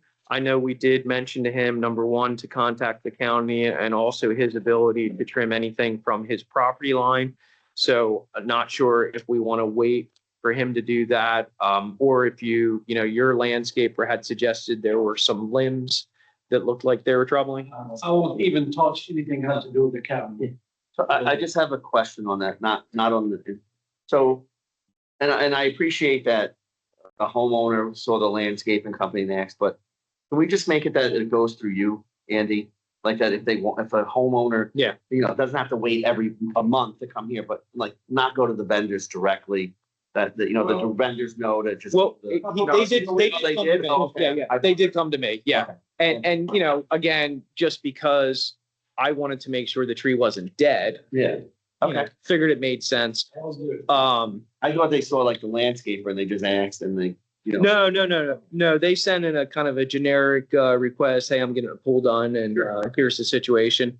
And they thought that it was dead, like dangerous dead, because of the way that it was outside of the ground or whatnot. I did look, I have kind of a master list of all the districts. And so just to go back 2 seconds ago to the arbitrage. So it is for the previous 6 years. 6 years. So it's like three. And that includes this year, I should say. Yeah. Previous 5 and So this. it's like a $3,000 bill we're gonna face. I'll tell you the specific amount here. They're on 3,000? Well, it's 3,000. 2,850. 6 years. It was, it's for 6 years. Arbitrage. And just writing that. The calculation? Yeah. Hasn't been done in 6 years. I Yeah. thought we had extraordinary management company. So we gotta pay 20 or 50. All right, Well, you're on track now. Yeah. So it'll only be 400, 475. let's go ahead and do it. It's still the same. Yeah. Got it. Okay, fair enough. Next item I had was the approval of the meeting minutes. The minutes are for January 8th. Before we 2026? are we going to talk about this one or not? Floor. Which one is it? Flooring. Oh, the flooring. Yeah, we can. Yeah, sure. So, you sent this to the board? Yeah, I did. Okay. Well, I didn't. Margaret did. Anyway, so this is, I don't know if you guys see that or not, but first time, when you come here the first time, you smell mold right away. This is not okay for a clubhouse. This is the cheapest of the cheapest. Not for nothing, it wasn't even supposed to be accepted during the terminal. This is supposed to be done, but hey, go, we spend money now to fix stuff that we have nothing to do with. So the guy here gave us an estimate. Again, this estimate you see here on the next sheet, this is not a commercial estimate. This is the residential estimate. If it's commercial, you're going to be paying more than that. The price included everything, removing everything, putting a pad, and you have 2 models of vinyl plank that's waterproof and scratch resistant. The 1400 one, it's a 6 millimeters, 6.5, something like that. And the other one is an 8 millimeters. For difference of price, I think $1,500, if I'm mistaken, something like that. So from the quote, assuming, Robert, you spoke to the vendor. Are they under the impression that they put this flooring down so they didn't have to level out the floor completely? They just poured it. That's what he said. Went over He said it. So my question is, are they gonna have to come in and sand to level it? he's going to put a membrane. If it's not leveled right, he's going to put a membrane. like a little, Yeah. which he's assuming there's no level running. He said this is the Okay, cheapest. so what if, because I'm familiar with it. What if the membrane is not the solution? Like, what if he has to sand it, or we have to pour that quick? That's what it is. If that's the case, you're gonna have to spend more money leveling the floor. But he said most likely because the membrane is a stick and the bottom plank is stick itself, you should be fine. Okay, And this is a floating floor. Yeah, it is a floating floor, yeah. okay. So what do you guys wanna do? Well, It's gonna happen. It's just a matter of time. so does this include all, I'm saying, corner round, all the trim that goes with it, everything for it? Right on Yeah. that, with everything. Okay. So now it's a question of, Pre-painted white corner rather than outer areas where you still fresh one. so the question is, what? We want to make a motion to get a floor? I If mean, you want to get a floor, we see how, because I know it's coming, we're gonna have to do it. Yeah. It's just a matter of time. Do you want to do it or not? And if you want to do it, which one, what do you want to go with? Well, when it comes to price ways, I guarantee you will never get cheaper than this. I'm not saying the price is bad, I'm just saying, My reason is trying to do it as soon as possible to avoid any increases down the road. It's up to you. I did my side of the job, so you guys decide, you want to do it or not. how long does the job take to done? He said it's gonna start next week. It's a floating floor, so We done in a day. for a day, 2 days max. The month. Yeah, I mean, it does, I'm sure it's not gonna conflict with any, party or rental. You know, we have to make sure of that, but I think it comes down to, is this something we want? And Do you guys want to do it? Oh, let me stop that. William always said doesn't know. Do you want to do it or not? Oh, hold on. Before we go- Just to make one point, is that we got enough money for. That's why. No, that's it. That's what I'm saying. Yeah. That's what I'm And it saying. was still coming out of the head, I think. Yeah. Right? We- Because it was like From the 58, we did over there for 21. 21 The bathroom. plus 18, let's just say it was 21 plus 20, we're still ahead. That's my point. We're still ahead. So I got I would do. I got a question though, Andy, when you go to other developments, have you ever seen rug? Is it always a floor? Is it? I've seen a mix. I have seen rugs. I've seen rugs so I lived 2 homes ago, I lived in a community and we had a clubhouse about this size and it had the rugs with I think like these, the panel can come out, you can replace them, had the exact same thing. The most common thing I've seen has been either the plank or the tile. Yeah, those are the most common. Because you know what? As you get, kids come from the pool, water, and you can already smell. Yeah. That's one. You have parties here, food smelling every single Yeah. time. How much you gonna be cleaning this thing? Yeah. It's just a nightmare. But if you guys don't want to do it, it's up to you. Well, the only reason I'm hesitant is because you suggest.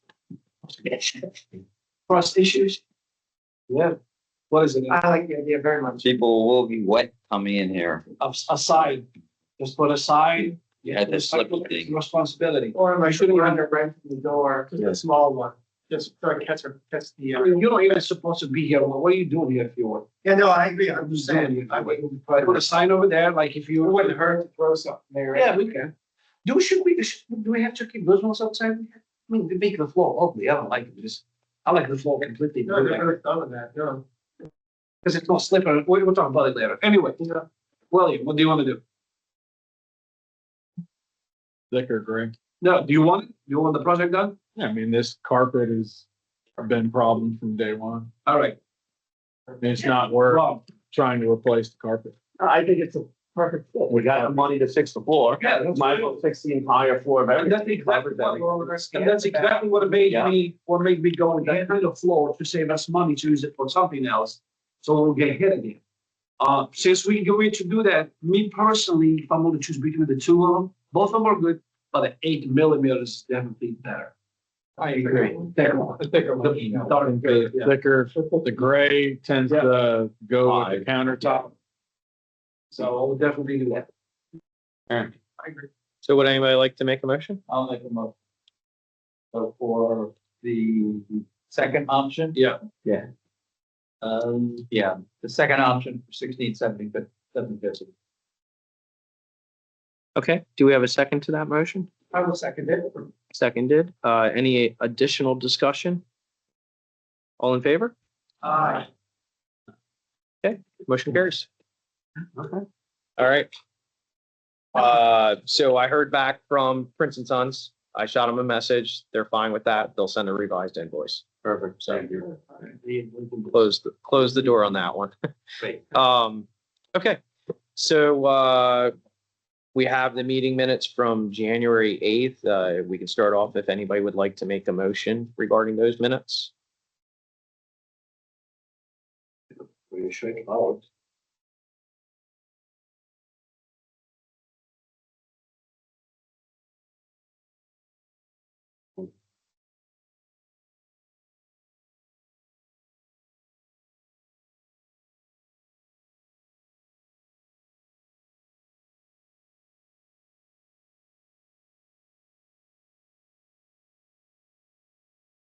Did you guys like the floor? Okay. Oh, it's great. People love it too. Sometimes I have a good idea. I have a full stomach, that was very good. Like it's basically. Someone messaged me and said, you guys are close. I think I'm okay with the minutes. Everyone read through them is good. I'll make a motion to accept them. All right. Do we have a second? I'm sorry. Seconded. Any additional discussion, comments, edits, anything of that nature? Just on the minutes going forward. Mhm. When we record going forward, we're gonna have recorded. Do we have to get, are we gonna have like transcripts of the recording as well as the minutes, or are you still gonna take like the minutes how we do it? So I would not recommend it.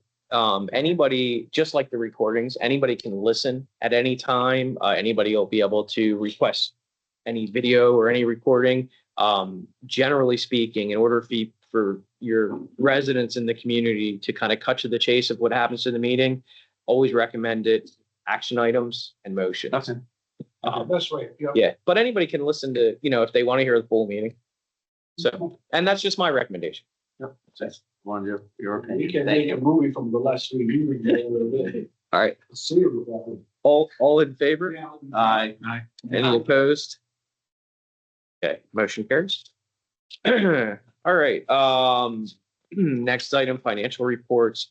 We have consideration for acceptance, the unaudited December 2025 financials, and Exhibit 8 was your maintenance expenditure report as well. So I'll look to see if we have a motion to approve those. Excuse me.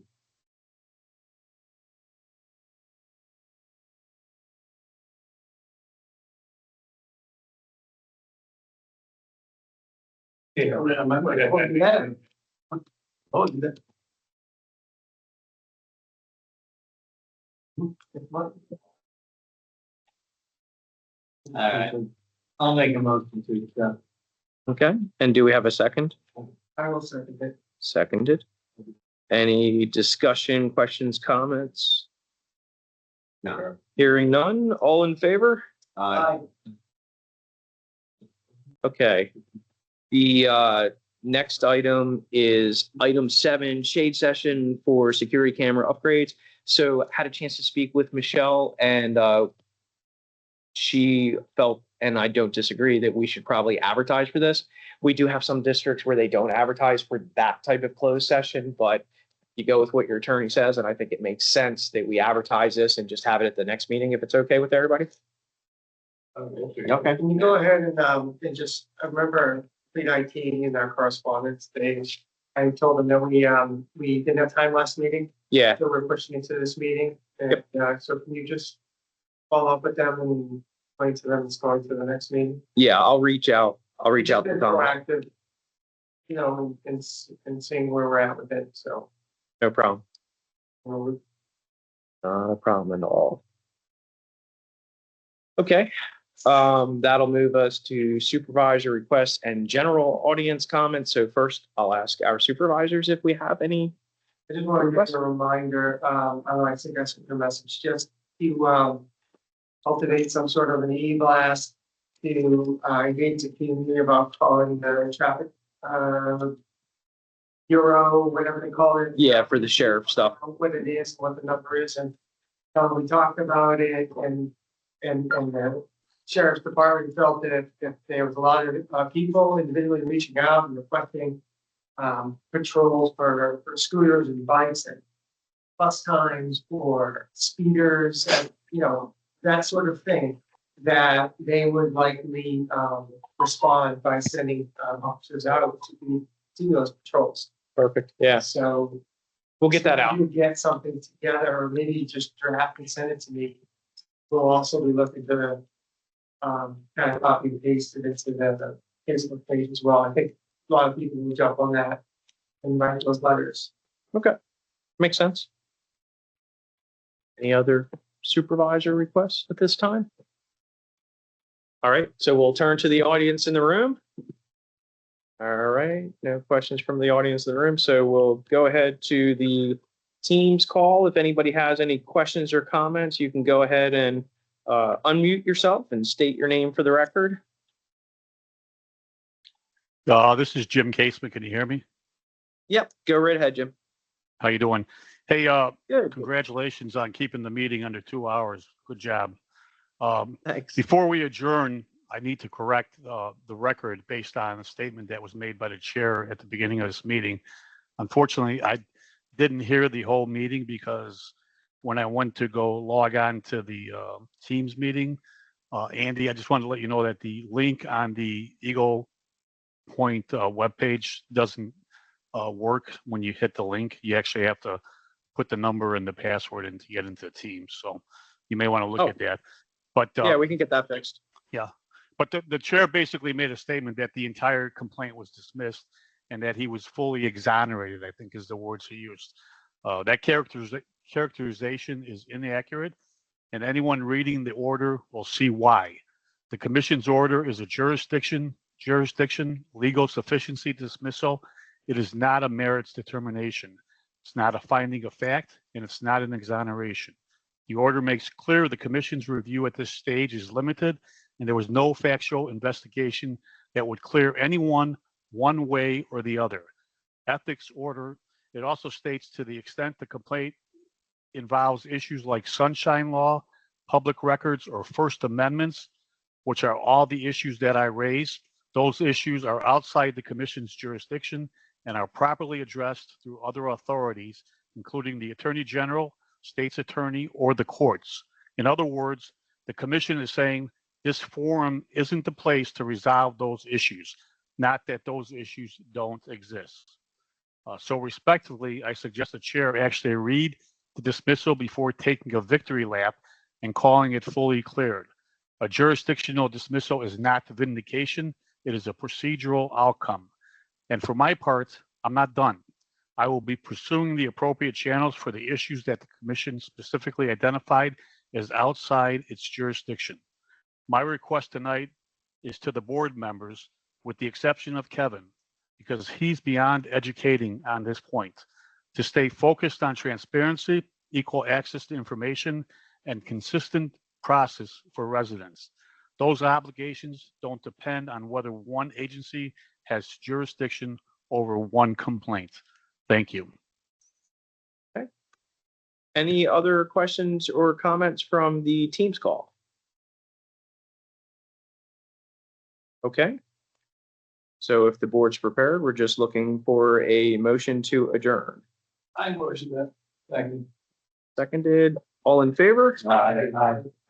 Okay, meeting is adjourned. Motion. Meaning.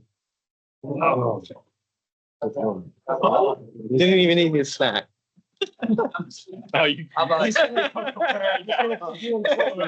that. Oh, did we? Oh, yeah, we're all. Look at this. Oh, I know, they're so nice.